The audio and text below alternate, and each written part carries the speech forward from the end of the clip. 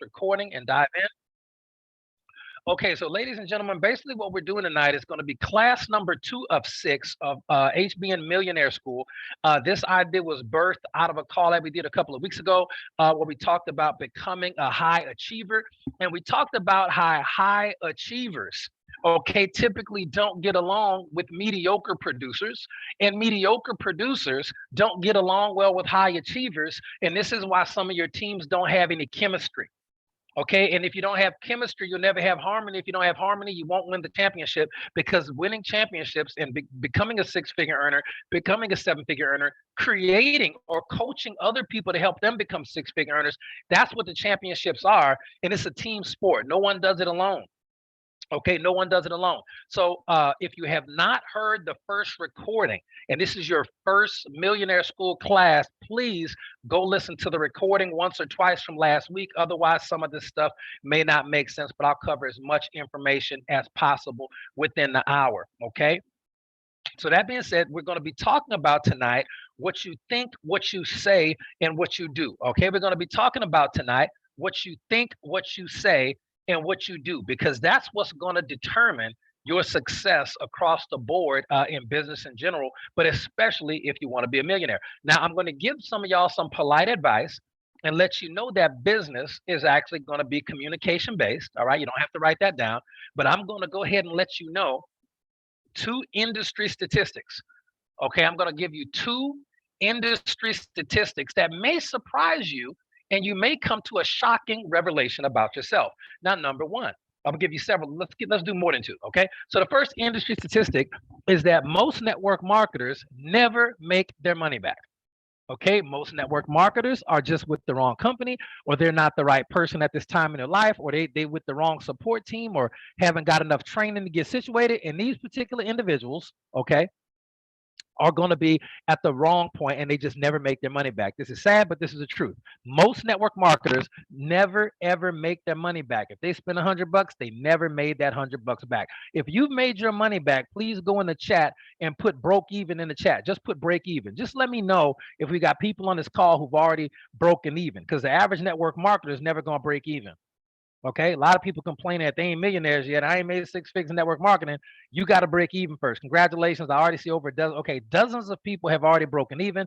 This is very, very important. Okay, number two, the average network marketer, depending on what study you read, the old school studies say one thing, the new school studies say another thing. Okay, most network marketers, the average network marketer, okay, quits building a business or quits the company, but quits building a business for sure in 90 days or less. This is the principle behind the 90-day run. However, because of social media and so much capping going on with people not making money and claiming they making money, I'm in a couple of different Facebook groups and chat groups, and sometimes I just like to sit and watch and learn. Coach Sonic Jones taught me that.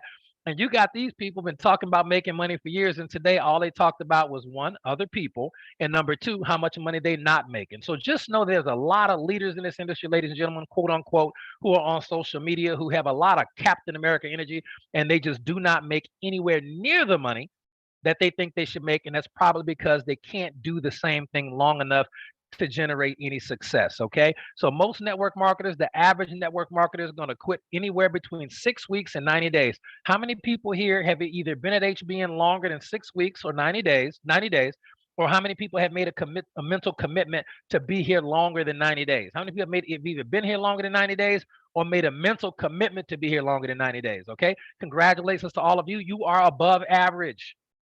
Okay. That's that. Stick and stay and get your pay. That's right. All right, flag planted for 3 years, right? Ms. Jones, from the beginning, right? Angela said, I've just got here, but I made a mental commitment. That's huge. Okay, let me give you another industry statistic. For network marketers who did make their money back, their average monthly commission check is $8. Okay, for network marketers who did make their money back, their average monthly commission check is $8.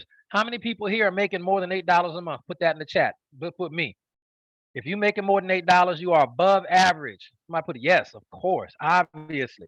See, some people are complaining about it, not putting the work in, but not making $1 million. And he said way more than $8. I know that's right. And not understanding you're above average. Okay, let me give you one more statistic. Okay, one more statistic. The average network marketer sponsors 2.7 people Okay, within that time frame before they quit, either 6 weeks or 90 days, depending on who you ask. But most network marketers, on average, the average network marketer sponsors 2.7 people.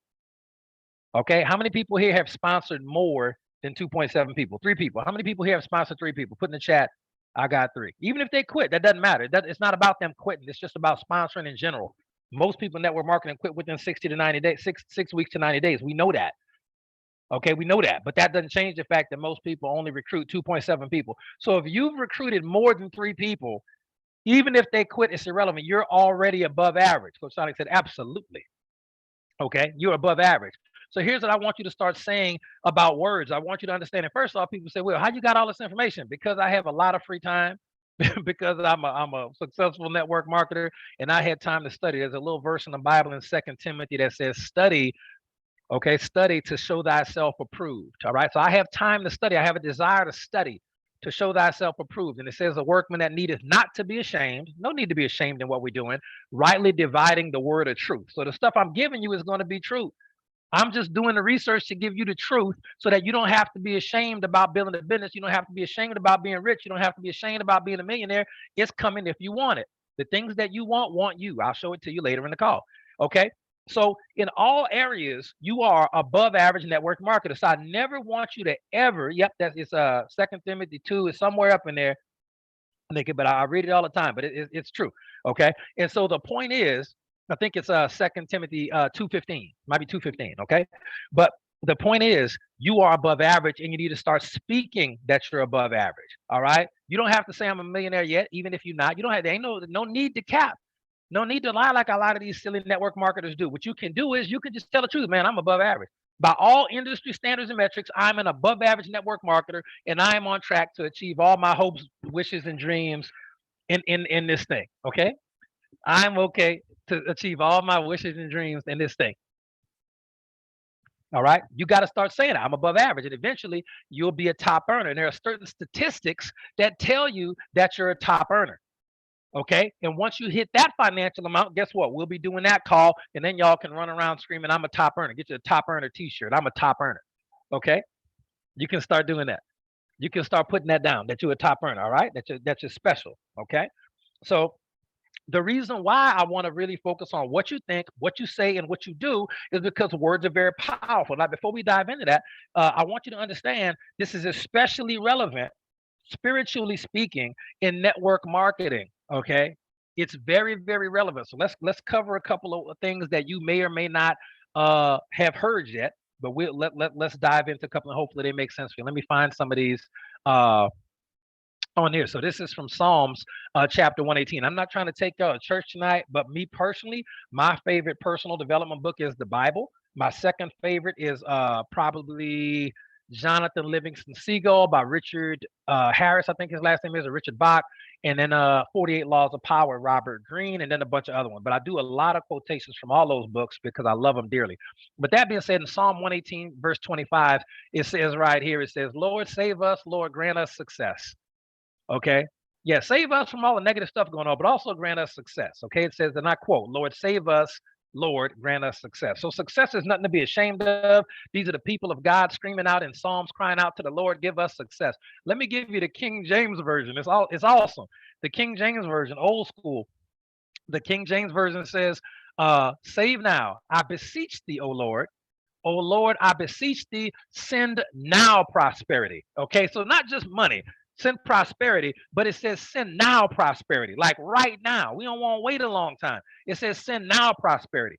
So there's nothing to be ashamed of. I need you to understand your thought process. You don't have no problem, okay, being prosperous or being successful. God's people been praying for this for thousands of years, and at some point y'all just got kind of, I don't know, you got kind of talked out of it, and that's unfortunate because we're all a product of somebody's programming, and we're going to talk about that too a little bit later. Okay. And sometimes people say, okay, prosperity is good, but what about sales? You know, sales is bad. I don't want to be a salesperson. Well, let's talk about that. Bible says, right, what does God have to say about that? Bible says in Leviticus chapter 25, verse 14, says right here, if you make a sale to your neighbor or buy from your neighbor, you shall not wrong one another. Ain't nothing wrong with sales. This is the book of Leviticus. So this is an Old Testament book. It's the third book of the Bible after Genesis and Exodus. So this is all God talking to his own people. And it says right here, if you sell anything to your neighbor or buy from your neighbor, you shall not wrong one another. Okay, so sales has been going on in the communities of God for a long time. A long time. Okay, and it's just at some point people got confused and got programmed thinking that sales is bad. Sales is the number one paying profession in the world. Number one paying profession in the world is sales. That's been going on since the beginning of time, and it just ain't gonna change. Okay, I'm sorry, but it ain't changed. Let's go to another one because I want y'all to really dive deep and kind of get this situated. I really want to deal with your the mentality that you have behind being a successful network marketer, and we gotta have the right mindset in order to be a successful network marketer. Okay, we got the right mindset. If your mind ain't right, I can teach you all the how tos, but you're still gonna fail because your spirit, your inside, your mentality is not agreeing with how we do business. I'm trying to help you on a mental level. Some of y'all might listen to me just several times. Okay, so we know that sales is okay. All right, now let's go ahead and look at another one, and we're going to talk about say a little bit more about sales in Proverbs 11:26. This is Proverbs 11:26. Listen to this very clearly. Okay, the people will curse the hoarder of grain, but blessing will crown the one who sells it. Okay, people gonna curse the person that ain't got nothing to give them. But blessing will crown the person who what? Who gives it away? No. It says, but blessing will crown the one who sells it. Another translation says people curse the one who hoards grain, but they pray God's blessing on the one who is willing to sell. Okay? Willing to sell. It says another translation. People curse those who hoard their grain, but they bless the one who sells in time of need. Ladies and gentlemen, I'm sorry, but people have never, ever been more in need of healthy supplements and a financial opportunity. They've never needed it more. Okay, they've never needed it more. You just got to understand that. Let's kind of and again, we've been talking about a lot of Old Testament stuff. Let's go to a little New Testament stuff. Let's go to a little New Testament stuff. It says right here in the book of John. And don't worry, I'm going somewhere with this. All right, I'm telling you, I wouldn't be a millionaire without the mental foundation I'm giving you in these classes. Okay, so hopefully this makes sense for y'all. All right, now let me give it to you. Let me give it to you. They say in verse 5, this is John chapter 6. It says when Jesus looked up and saw a large crowd coming toward him. See, he anticipated a large crowd. He anticipated demand. How many of y'all are looking up in your mind's eye and seeing large crowds of people coming to you to get things that you have? He said to Philip, this is a question. He says to Philip, this is a quote. It's written in red. He says, where can we buy bread for these people to eat? Jesus asked his disciple that. He says, where can we buy bread for these people to eat? So Jesus was looking for a salesperson, ladies and gentlemen. Looking for, man, where the salespeople at? I'm over here pastoring, y'all discipling the army off at war, doing what they do. Where the salespeople at? Okay, and he says right here, he asked this to test him, for he knew what he was about to do. He knew he was about to go get this fish and these loaves from this little boy. Thank goodness this little boy was walking around trying to sell his little bread and sell his little fish. He wasn't trying to give it away if he needed to eat it. That was for him to sell. Kids used to do that all the time. Kids used to sell newspapers. Kids used to sell stuff all the time because they couldn't have no job other than selling stuff. Okay, Jesus was looking for salespeople in the book of Matthew, in the book of John, New Testament. Okay, so just understand, ladies and gentlemen, the things going on. Okay, right now with things that have been going on for a very long time, but some of y'all just been so busy, working and grinding it out, which I respect, that you just haven't had your eyes on the prize. But y'all gonna get it tonight. Let me give you another one because I love doing this. I enjoy doing this research for you, and I want y'all to really enjoy it and take some away from, take some good stuff away from this. Now another one is from Genesis. Okay, this is going to be Genesis. It's one of the maybe the 40th chapter. Yeah, chapter 41, verse 57. It's all recorded. You don't have to take notes if you don't want to. And this is talking about Joseph. Now remember, Joseph in Egypt had been in Egypt. He was sold into slavery. He was, according to Egyptian law, he was a criminal. He had been convicted. Just understand, no matter what your past is or where you at, this is what it says right here in Genesis chapter 41, verse 57, first book of the Bible. It says, Every nation, or it says in King James, all countries came into Egypt to Joseph to buy corn because the famine was so sore in all the lands. You got Joseph, who we love to death, but at least on paper, he was a slave and a convicted criminal. Okay, but he had literally, it said every nation came to Joseph in Egypt to buy grain because the famine was severe. So Joseph was a salesperson. Jesus looking for salespeople in the New Testament, and Joseph is saving the world. People from every nation. Okay, it says right there in King James, all countries came into Egypt. The whole world would have starved to death, according to the Bible and other historical texts, if Egypt wouldn't have been on point and been most advanced civilization in the whole world. A lot of people don't want to hear that. But ladies and gentlemen, where is Egypt located? On the great continent of Africa. Egypt is not a continent. Egypt is a country in Africa. Just understand this is where the majority of the Bible took place. And there were famines at the time, and it is historically documented that various countries had to come to Egypt for their sustenance. Please understand that. This is history. I don't care if you don't like it, it's a fact. Salespeople have saved the world before. There's nothing wrong with sales. Okay, I gotta drill that into your head. What is repeated is remembered, and what is remembered is repeated. Let's move on. We talk about Proverbs chapter 31. I'm going somewhere with this. This is specifically for you ladies. Ladies, please pay attention. We talk about Proverbs 31. This is the Proverbs 31 verse, chapter 31, verse 16. This is the last book of Proverbs, by the way. Some people say it's the most important one. Look what it says specifically to you ladies, you Proverbs 31 ladies, or ladies who aspire to be Proverbs 31 ladies. It says right here. It says right here. She considers a field and buys it, and from her profits she plants a vineyard. So listen to exactly what it said. She had profit, which means this lady is running her own business. There ain't no job. It says she considers a field and buys it. Now, you don't get profit when you buy something. You get profit when you sell something. She bought the field. She bought land. She didn't sell the land. She already had profits from a business. Okay? It says in New King James Version, she considers a field and she buys it. She buying land out here. Some of you ladies ain't buying no land. You don't know how. Don't worry. We'll teach you. Next month, we're doing a class on that. Okay? She considers a field and buys it. And from her profits, from her business, she plants a vineyard. Please understand how that works.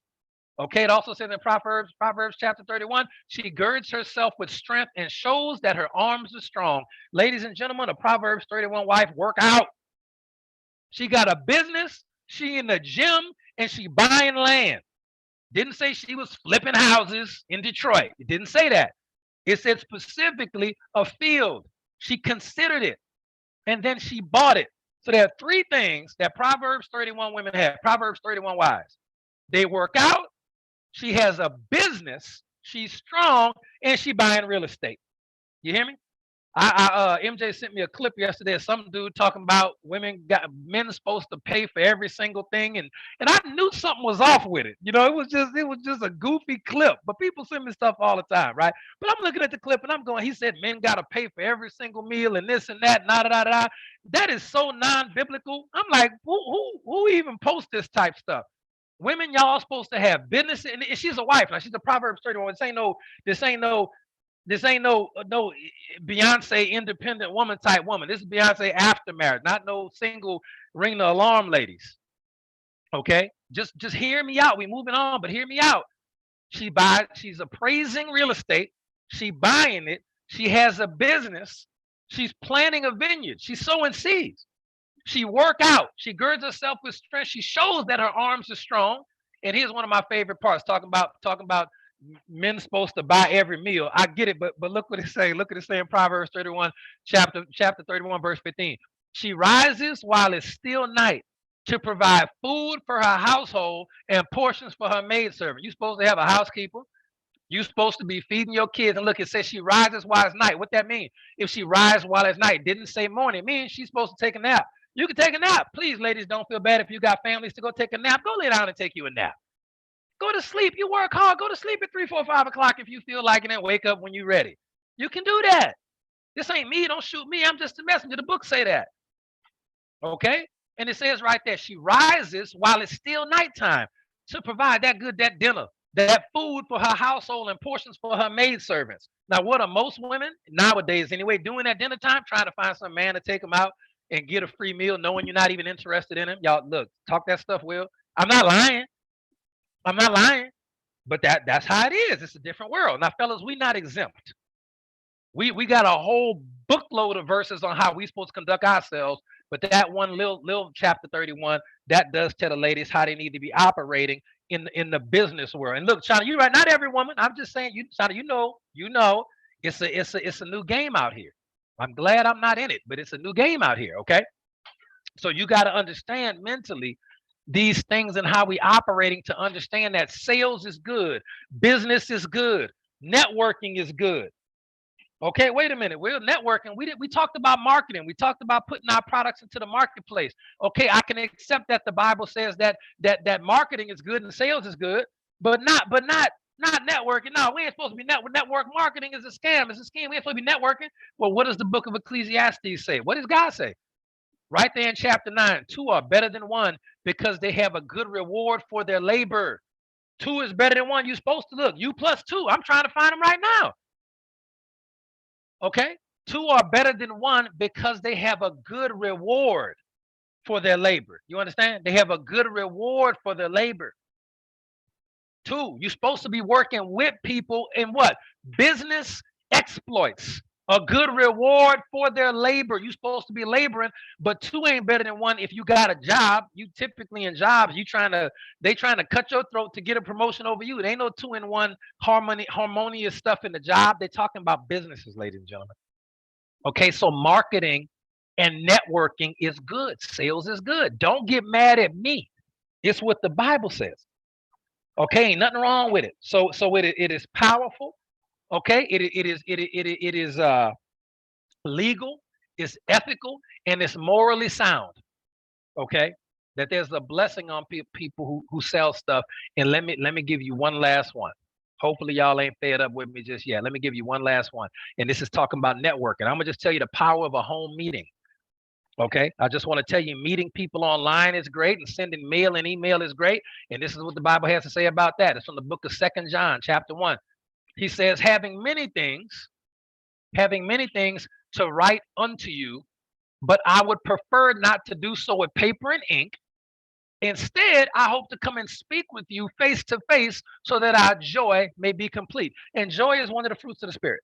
And by their fruit you shall know them. Okay, so it's something about God people. I don't know. We don't like to forsake the fellowship of the brethren. We like home meetings. We ain't got to do them, but we like them. We like events. I can't wait to see y'all in Vegas. But just understand, biblically speaking, okay, according to Second John and so many other verses, we could do entire weeks worth of training on just the Bible and how it relates to network marketing. But look, a different translation. He says the same. He says, "I have so much to write to you, but I do not want to use paper and ink. Instead, I hope to visit you and talk with you face to face so that our joy may be complete." Please understand how that works.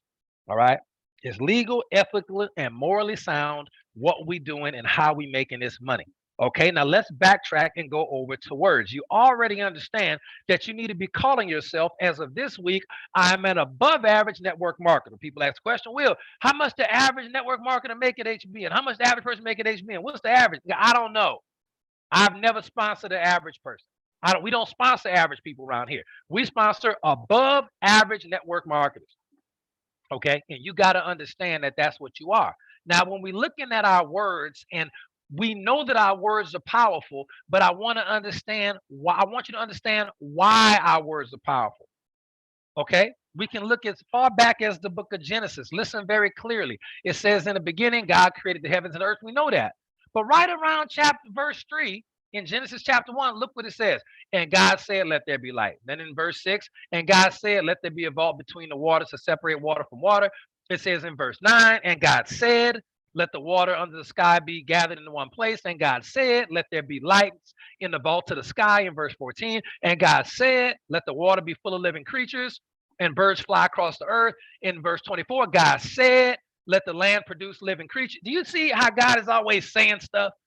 That's how he created. He said stuff. Said everything he created in nature and all the animals, he said. Now pause. Now this is different. because animals didn't get words. Everything God created didn't get no words. They got sounds, they got language, they got communication. Dolphin even got radar. A bat even got radar, but God didn't create by radar. God created with words. And look what it says right here in Genesis chapter 1, verse 26. Then God said, and I thought he was about to say something else, but no, he said, look, he said, then God said, let us make mankind in our image. Now look at that. He didn't speak us, he made us. There is a difference. He spoke everything else into existence, but he specifically made a differentiation between us, and it says, let us make him. Everything else we just speaking. Now, it was created by the sound of his voice, but it says in chapter 26, let us make mankind in our likeness, in our image, so that they may rule over the fish and the sea and the birds and all of that jazz and all the creatures that move along the ground. Just understand that. It says, so God created mankind in his image, and likeness. He created them male and female. See, men and women, we equal. We equal. Male and female, he created them.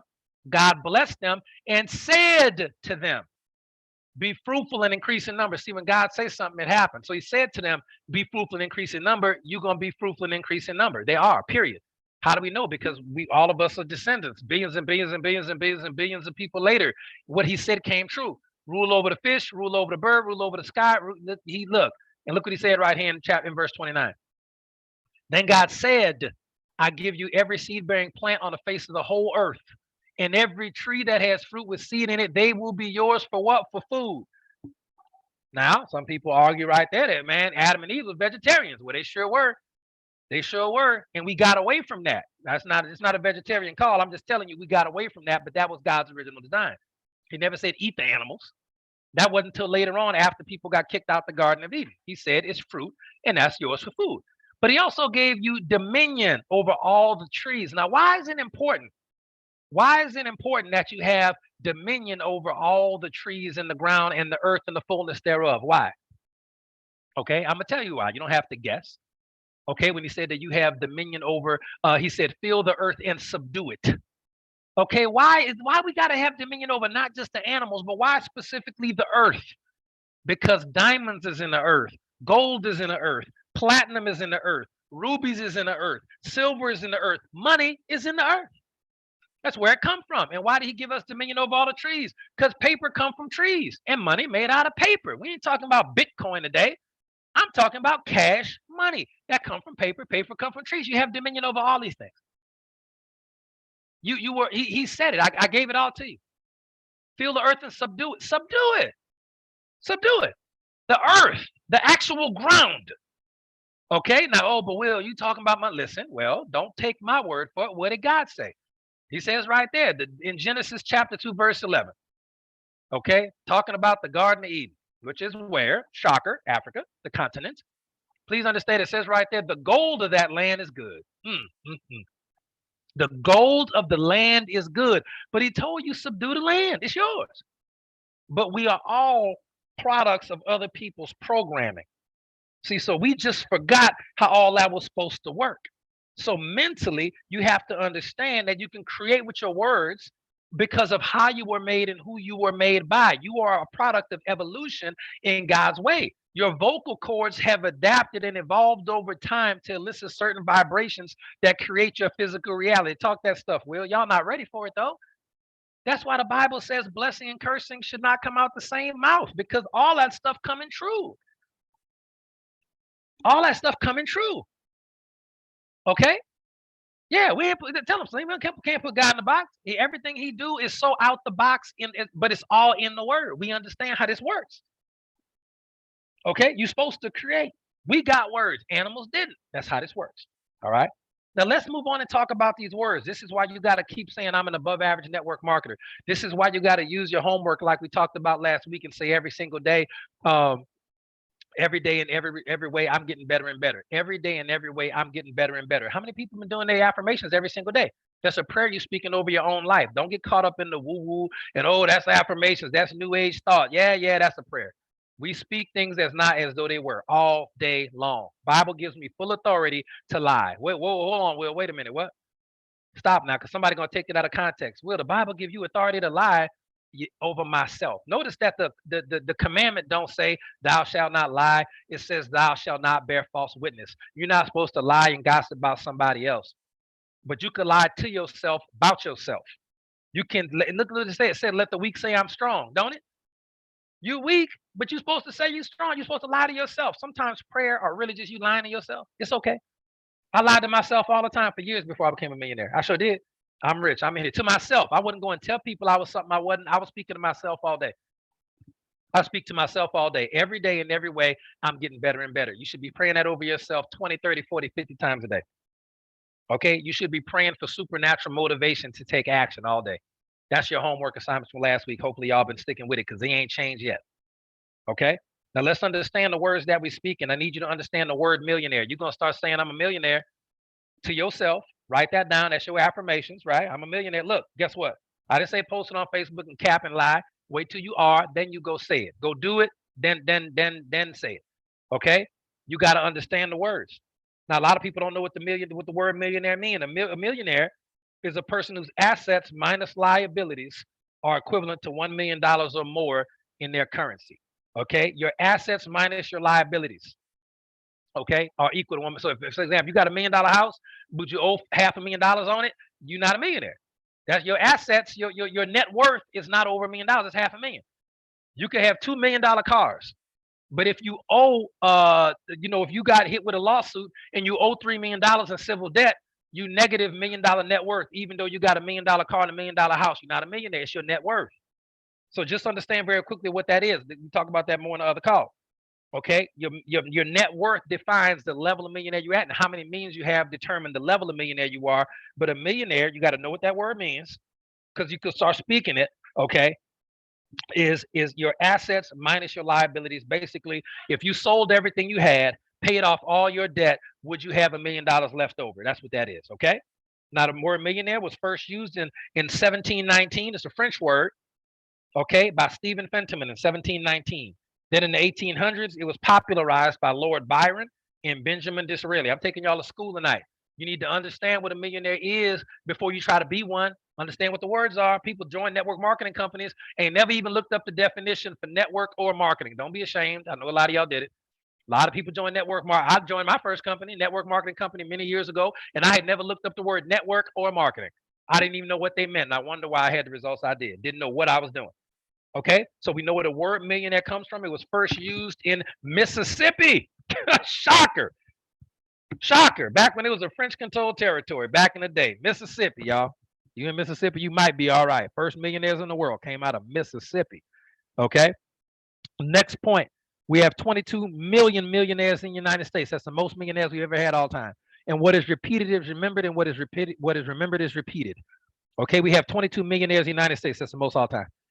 8.8, I've got more exact numbers this week. 8.8% of the United States adults are millionaires. Now, some millionaires do not report it, so it's actually closer to 10. So 8.8 verified of U.S. citizens, U.S. adults over 18 are millionaires, 8.8%. But the reality is close to 10% because a lot of people don't report it. So 10% of the United States is a millionaire. 1 out of every 10. Do y'all hear what I just, we could stop the call after that. And you can just sit down tonight and figure out what's going on in your life. 1 out of 10 people in the United States is a millionaire. Y'all just don't know it. We have more than 1 millionaire on this phone call, FYI, that I know of. More than one that I know of. Okay, just on this call. So please understand, ladies and gentlemen, 10% of the United States is millionaires. Now, here's the crazy part. People always ask this question. 33% of millionaires are women. Ladies, y'all in here. Y'all in here heavy. Y'all in here heavy. Okay, y'all in here. And although the numbers are slightly higher, 2 out of 10, for people of European descent in America, the numbers are going to be slightly higher as millionaire. Don't worry, minorities. We in here. We in here still 1 out of 10. That ain't bad. That ain't bad. So please understand that if you know 10 people, statistically speaking, 1 of y'all need to be a millionaire. Now, it don't work out that way sometimes. Well, why, Will? Because y'all in the wrong circles. Y'all in the wrong networks. That's a clue. Y'all ain't at events hobnobbing, meeting people as millionaires, because my circle got about 15, 20 millionaires in it. Some of y'all circle got 0. So the numbers, the averages still play out, but y'all ain't networking properly. Y'all not going where the money is. Y'all got stuff to do. I get it. I get it. It's my son's 17th birthday. I can't be in Vegas for the event. It's his 17th birthday. He done had 16 birthdays, and ain't not one time you've been able to afford to buy him what he wants. See what I'm saying? Ain't his 18, 19 birthday ain't gonna be no different. You see, it sometimes you got to make the sacrifices to have what you want. But that's a whole nother conversation. Most people ain't ready to have. Can't wait to see y'all in Vegas. Can't wait. Okay. 85% of millionaires are self-made. The number is actually slightly higher, but the lowest number I could find was 85% of millionaires. 85% of millionaires are self-made. Only 15% of millionaires have corporate jobs. Only 15% of millionaires are top-tier corporate type CEO type cats with corporate job. 85% self-made, getting it out the mud. Business owners. Okay? Business owners. Only 2% of millionaires come from high income families. 98% came from middle income families or below. 98% of millionaires came from middle income families or below. Ain't nobody inheriting no money out here. It's not necessary. Okay, latest numbers I could find just in 2020 alone, and these numbers were higher in 2021 and predicted to be even higher in 2022.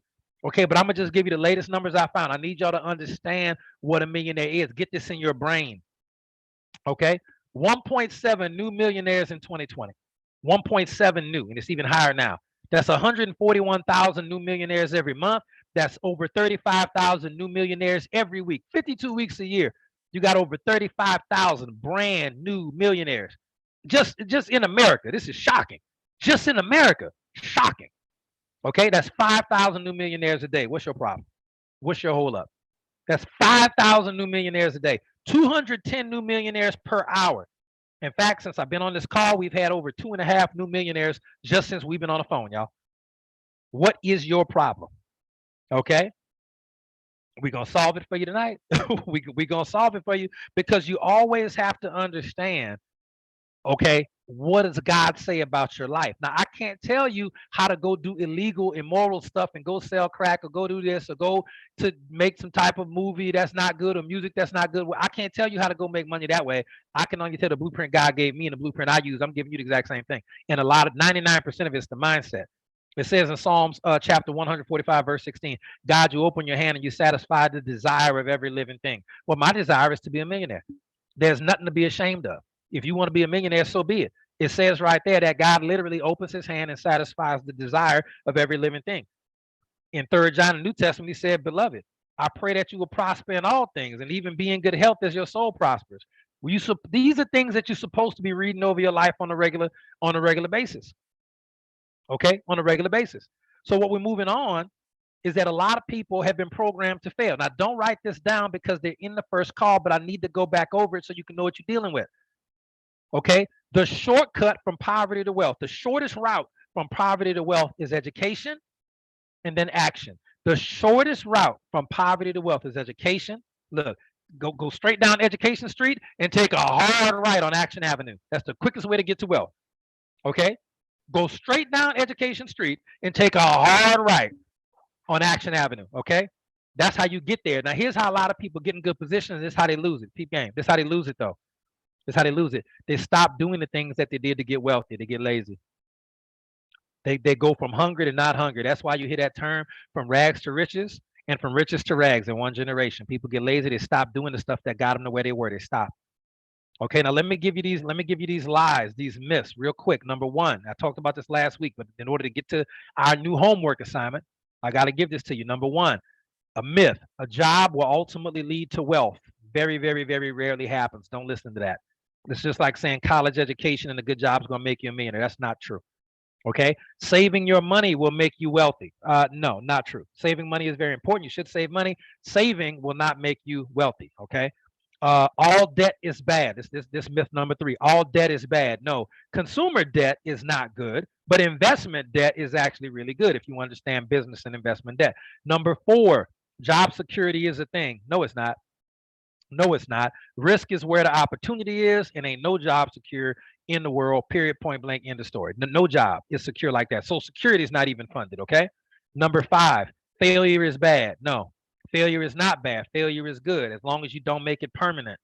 Okay. Don't confuse temporary defeat with permanent failure. Okay. Successful people have failed typically many more times than unsuccessful people. But the successful people never quit after they fail. They keep at it. Okay. Number six, another myth. Okay. Wealth is measured in material things. No, material things are an indicator of wealth, but wealth is not from material stuff. Wealth is of the heart and the mind, not the pocket. Never forget that. Number seven. Okay. Number seven, another myth.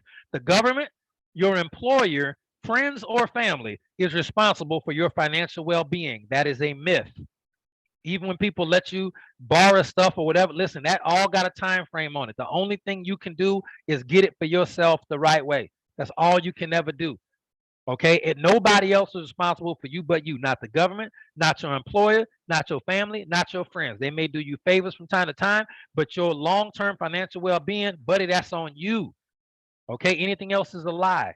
Okay. Another myth, number eight, acquiring wealth is a win-lose game. Don't nobody have to get played for you to get rich.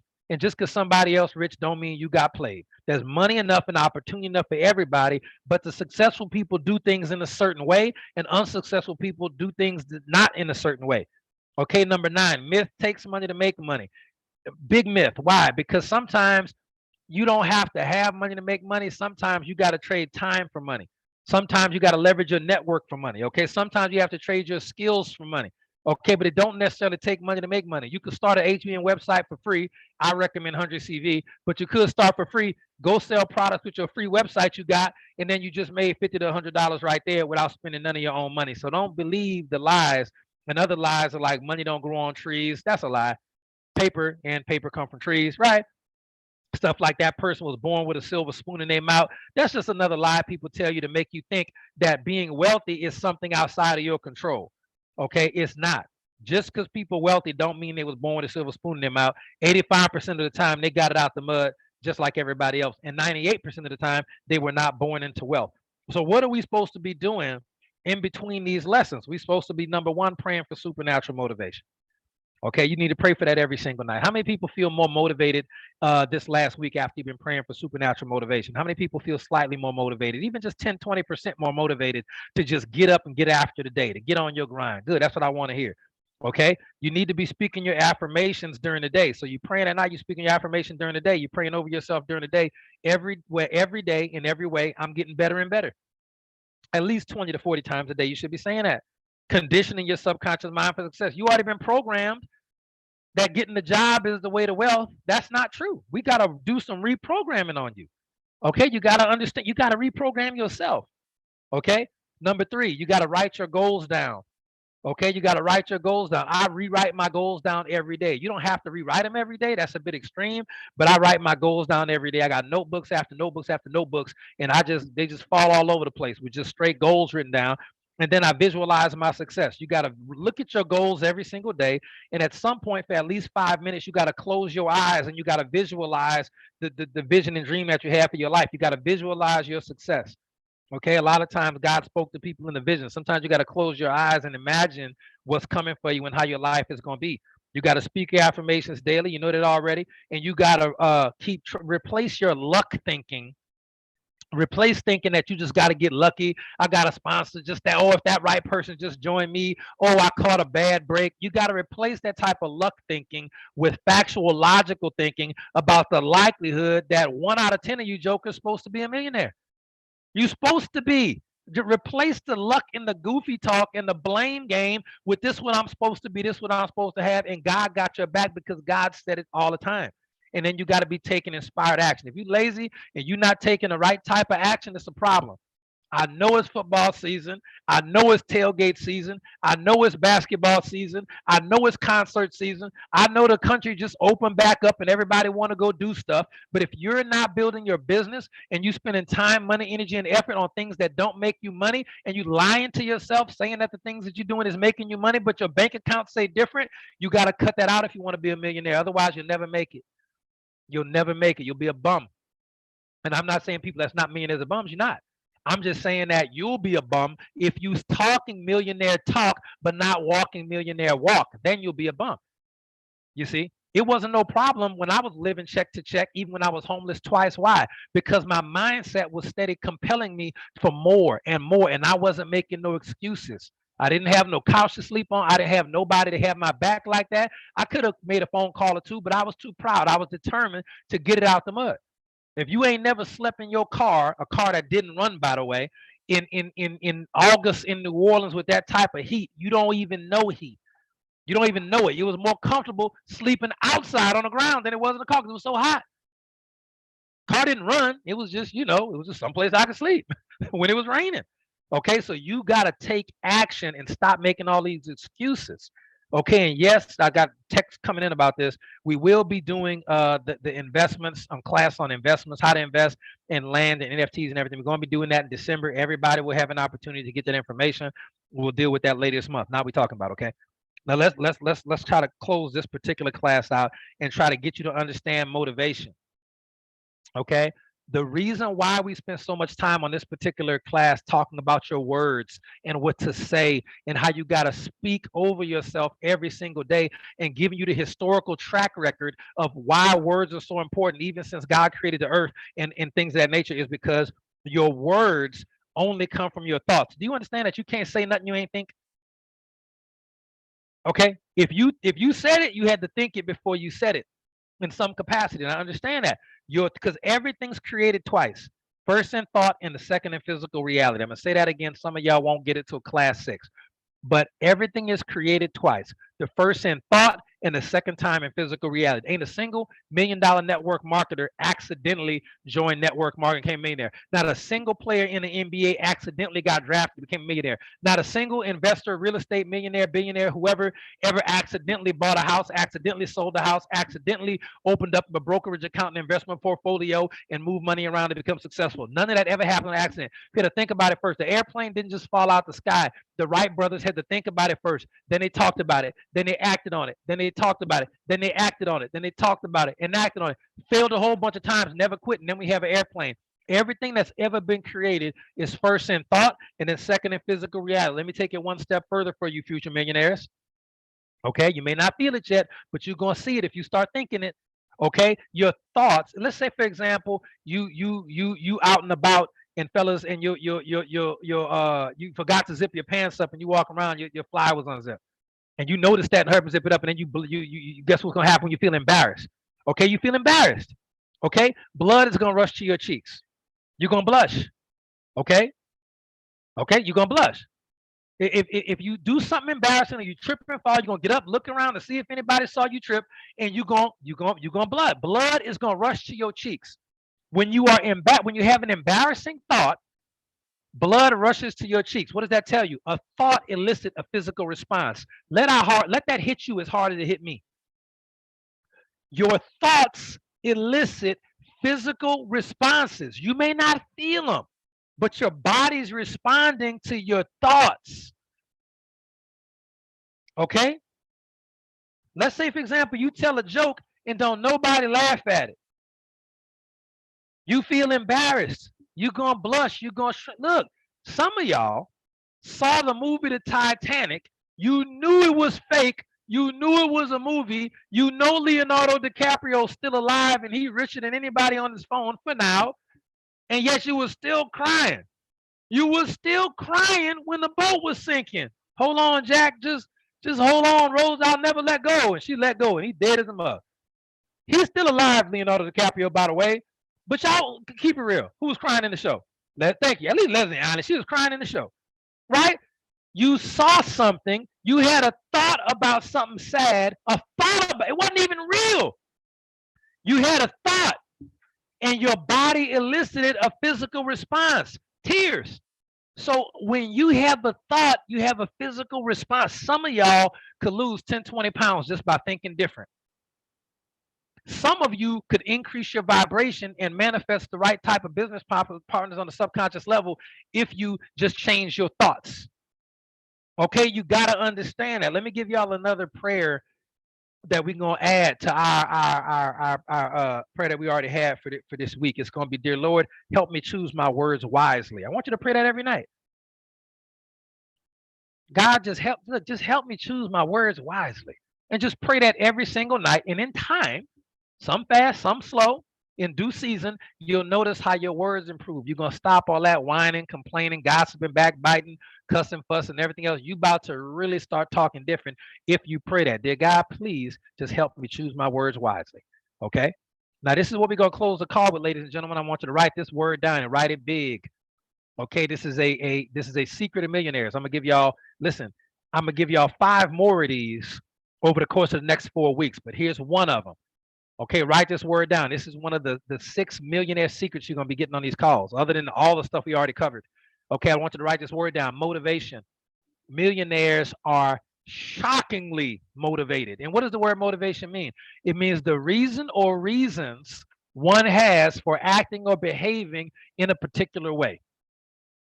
Okay, the reason or reasons one has for acting or behaving in a particular way. So if you want to be motivated, I'm telling you right now, write that word down. We've been praying for supernatural motivation. It's a habit. And it's the habit of motivation is created by keeping your goals and your reasons why in front of you every day, multiple times a day. Okay. Now sometimes it's I gotta get out of this job. I hate this job. And that's why I want to retire. I gotta keep thinking about my freedom and now motivate me to take action. Well, that's good. That's a pain motivator, which is fine. Other people say, you know what, my life ain't that bad, but I want more. I like my car, but I want another car. I like my vacation I just went on for 3 weeks in Destin, but I want to go to Miami for 2 weeks. You can have pain or pleasure motivation. Don't judge. Don't judge, okay? Either one, but you got to keep your reasons in front of you. So your motivation is a seed of the future. And it's, do you want a better quality of life in the areas of money, fitness, relationships, right? Because if your listen. If your future looks like the present, you're going to have little to no motivation. You see, when there's no hope and there's no ambition, when that's not present, there's little impetus to action. When think about it, the people who future to them looks like, well, I'm working at this job 10 years as the police. I guess in 20, 30 years, I'll still be the police. Hopefully I can retire after 40 years of being the police. They don't have no action, no motor, no motivation, because their future look the same way as it do now, maybe slightly different. But for somebody who says, nah, I want a bigger house. I need about 2 more rooms around here. I mean, this car cool, but I need a truck. I need an SUV, and I want a boat. When people start thinking about the future all the time, that's when you get ambitious. But a lot of people watching, you're watching too many other people and how they live their life. You're spending all your time talking about people and pocket watching people and clock watching at work, and you're not looking at your future stuff for you. You see, well, poor people talk about people. Rich people talk about ideas, concepts. You know what I'm saying? Use their imagination. So how do you raise your motivation? By looking at your goals every day, by raising your ambition and imagining the life you want. That's why we visualizing. Okay, don't let nobody else predict your future. Okay, nobody know the next 5 chapters of your life. I'm gonna say that again. Don't let nobody else predict your future, not your future. Nobody knows the next 5 chapters of your story. Don't nobody know that but you and God, right? And God already told you what he wants for you. Plenty money, land, real estate, friends, family, right? He already told you what he wanted for you. It's up to you. Are you going to get in line with that? Another thing I want y'all to do is develop positive expectations. Mentally start expecting the best. Just start expecting things to work out for you. Okay, just like I taught you last week to always ask the question, what did God say? Let me give you a statement to say right after you say that, because you know what God said, something good. He said something good every single time. It's something good. If you trying to do right with your life, guess what? You even trying to do right. If you even trying to do right, he said something good. You don't have to be perfect. How do I know? Because Abraham wasn't perfect. And if we was perfect, that means Jesus died for nothing. So no human's ever been perfect. You ain't been perfect. I ain't going to be perfect. And God promises are the same yesterday, today, and forever. So perfection is not a requirement. A relationship with Jesus is. Now, that's just for how I decided to become a millionaire. I can't speculate on how other people did it. Okay, you need to start expecting the best. Start expecting the best. Okay? This is a statement you need to start making. This is possible for me. That is possible for me. This is possible for me. That is possible for me. I see a Lamborghini. I see a Bugatti. That is possible for me. That is possible for me. This is possible for me. If I see a restaurant, this top tier, whatever, whatever, whatever, because I like eating nice out, and even back before I could even afford to eat nice out, guess what? This is possible for me. I see something over there. That is possible for me. I'm in a situation. I'm saying, you know what? I'm walking through the Gucci store in Dallas at No Show Mall, walking through the Gucci store back before I had money for Gucci. I'm saying to myself, this is all possible for me. Somebody gonna buy it. Might as well be me. It's possible for me. It's free to go walk through. Okay, I walked through way before I started ordering it. True story. Okay, and when you see something that's not in your physical present, you tell them that's possible for me. Okay, that is possible for me. I see somebody's a diamond. That is possible for me. Okay, I saw somebody sponsor 30, 40 people this month at the leaderboard. That is possible for me. Okay, it is possible for me. I don't know how. I'm not worried about how. I know what God said about me, and I know He's gonna give me the desires of my heart. And if that's the desire of my heart, He's gonna open up His hand and satisfy the desires of every living thing. Last but not least, ladies and gentlemen, I want you to start tracking your progress. You gotta start tracking your progress.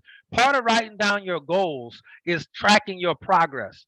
Okay, one of the reasons why I feel like I've been successful in network marketing is because I always write down my progress, how much my value. I don't just leave it to the phone or to a screenshot. I be writing stuff down on paper. How many people I talk to, who I talk to. I'm always writing my goals down every single day. I have a whole journal for axe throwing.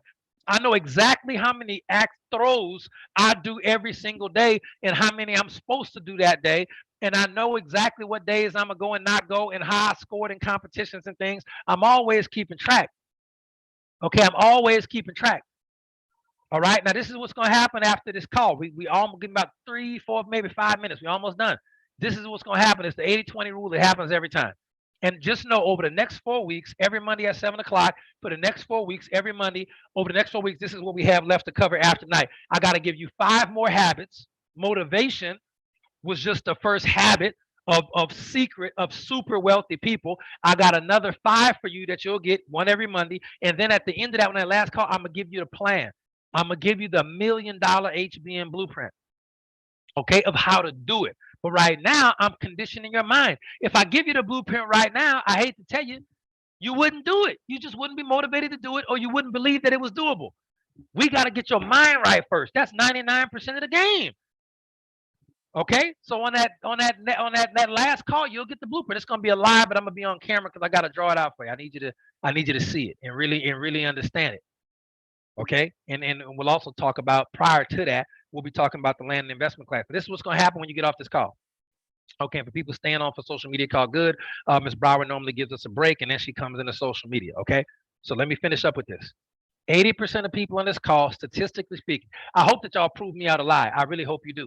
I hope you prove me out to be a lie. But according to the 80-20 rule, okay, the people on this call, most of you will not be on next week's call. That's number one. You won't be on next week's call. That's number one. Okay, 53 people on the call, most of you will not be on next week's call, according to just statistics 80-20 rule. Additionally, 80% of you are going to continue to talk, okay, get fired up, all right, but you're not going to take the action it takes to win. You're going to talk good for a day or two, get fired up for the call, but you're not going to take the action to win. You're going to start to complain. You're going to whine. You're going to chill. You're going to sleep. You're not going to grind, and you're going to just say, I can't do it because I don't have. And then you're just going to put a bunch of excuses in there. But don't feel bad. Years and years ago, back when you wanted to still be a millionaire, you had the stuff you don't even have today, and you still didn't do it. Okay? Nothing is going to change till your mindset change. Okay, if you have a bill that's due, that's a utility bill. Okay, guess what? If somebody didn't come save you and give you the money for that, you would still find a way to have that bill paid. Everybody on this call probably been broke at least once in their life, but I promise you, your lights probably never went off. Now, I personally made so many bad decisions. Not only my lights go off, I was homeless. Most people have probably never been homeless before. That's a blessing that you haven't been.